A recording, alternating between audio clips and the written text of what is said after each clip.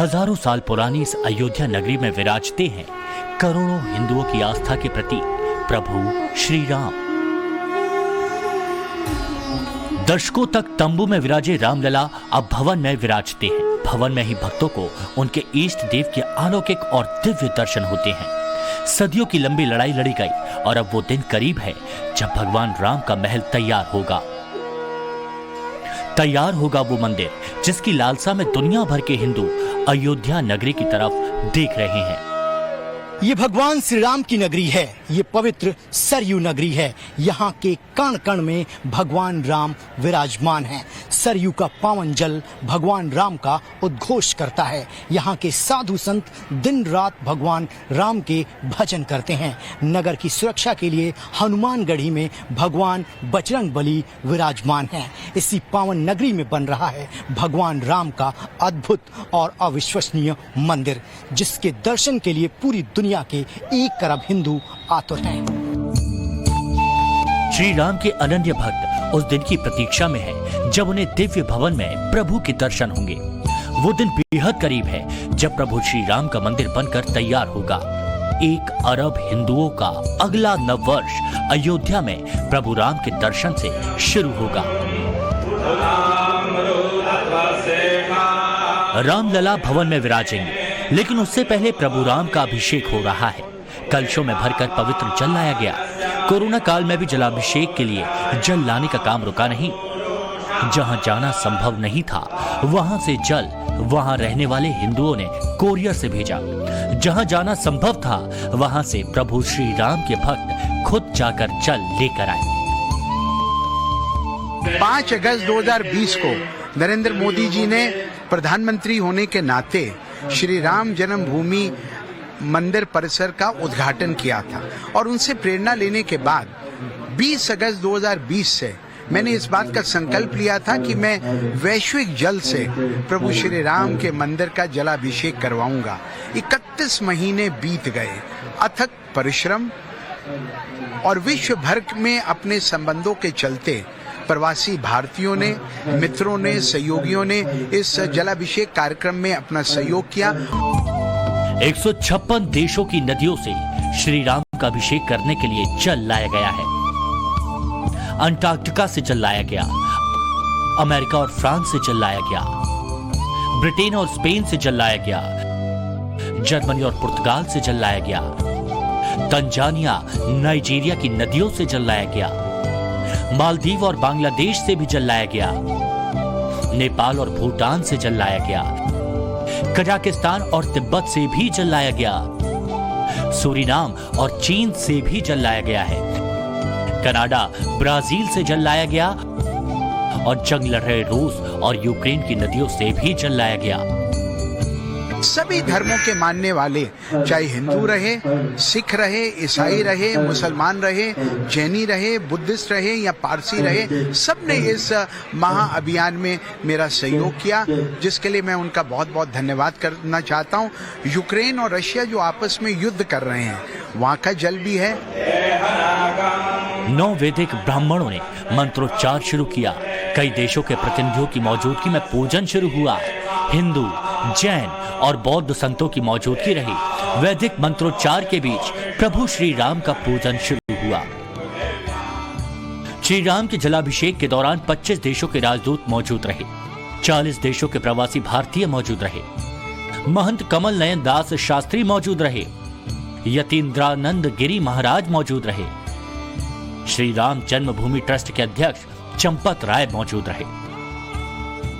राम भक्तों ने पूरी दुनिया की पवित्र नदियों का जल अपने आराध्य भगवान श्री राम के जलाभिषेक के लिए अयोध्या भेजा है। चाहे वो ईसाई धर्म को मानने वाले हों, मुस्लिम धर्म को मानने वाले हों या बौद्ध धर्म के मानने वाले लोग हों, सभी ने अपने देशों की पवित्र नदियों का जल अयोध्या भेजा है मर्यादा पुरुषोत्तम भगवान श्री राम के जलाभिषेक के लिए।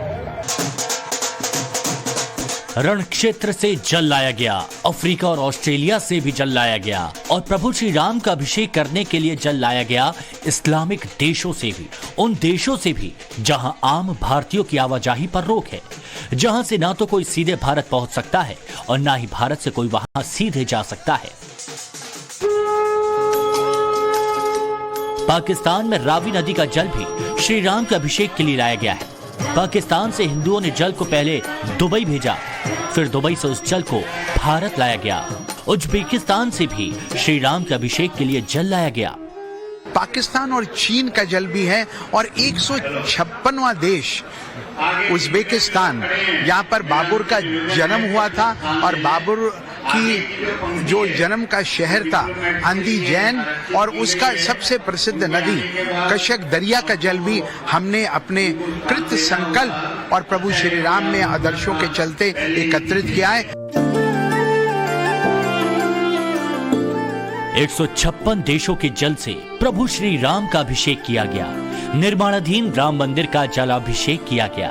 मंदिर की चौखट का जलाभिषेक किया गया और कामना की गई विश्व शांति की, कामना की गई भाईचारे की, कामना की गई खुशहाली की, कामना की गई कि किसी के भी मन में न कोई द्वेष रहे, न कोई पाप रहे।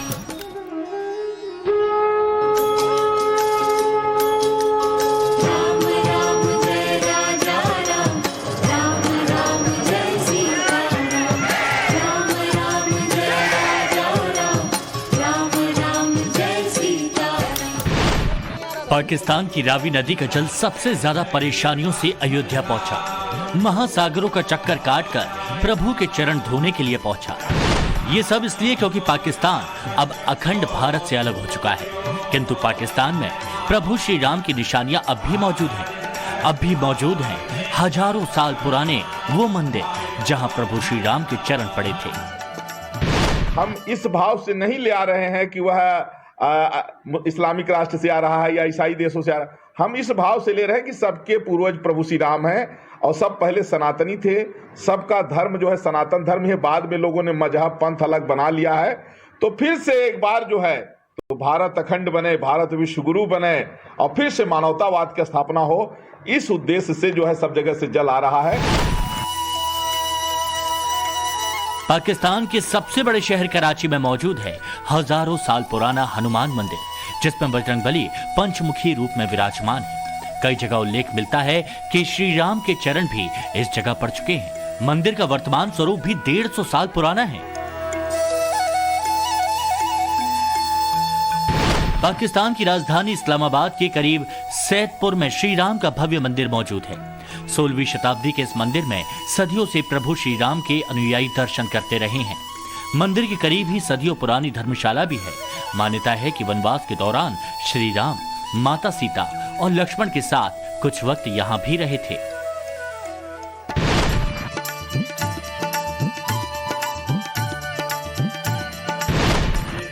प्रभु श्री राम का भव्य जलाभिषेक संपन्न हुआ। दुनिया का सबसे अलौकिक और अद्भुत राम मंदिर भी आकार ले चुका है, और राम मंदिर में विराजमान होने के लिए श्री राम की प्रतिमा भी जल्द तराशी जाएगी। श्री राम की दिव्य प्रतिमा बनाने का काम मैसूरू के मूर्तिकार अरुण योगीराज को सौंपा गया। उन्हें जिम्मेदारी दी गई है प्रभु श्री राम की अद्वितीय मूर्ति बनाने की, प्रभु राम का वो स्वरूप दिखाने की जो भक्तों के मन को शांति दे, भक्तों को दिव्य दर्शन कराए। अयोध्या में बन रहे राम मंदिर में प्रभु श्री राम की 5 फीट की प्रतिमा विराजमान होगी। मंदिर में भगवान राम के बाल स्वरूप भी दर्शन होंगे, और हाथों में धनुष बाढ़ लिए भक्तों के कष्ट हरने वाले रूप में भी भगवान के दर्शन होंगे। श्री राम की मूर्ति बनाने के लिए शिलाएं नेपाल से लाई गई थी। जयपुर से भी पत्थर अयोध्या लाए गए थे। कर्नाटक के उडुपी से भी शिलाएं अयोध्या पहुंची थी। पत्थरों के परीक्षण के बाद कर्नाटक के पत्थर को मूर्ति के लिए सबसे उपयोगी माना गया, और अब राम मंदिर में विराजमान होने वाली प्रतिमा भी कर्नाटक के ही विशाल पत्थर से तराशी जाएगी। कर्नाटक की कृष्ण शिला से श्री राम की प्रतिमा बनेगी, और कर्नाटक के ही मूर्तिकार प्रतिमाओं को आकार देंगे। मई महीने में शुभ मुहूर्त में श्री राम प्रतिमा बनाने का काम शुरू होगा।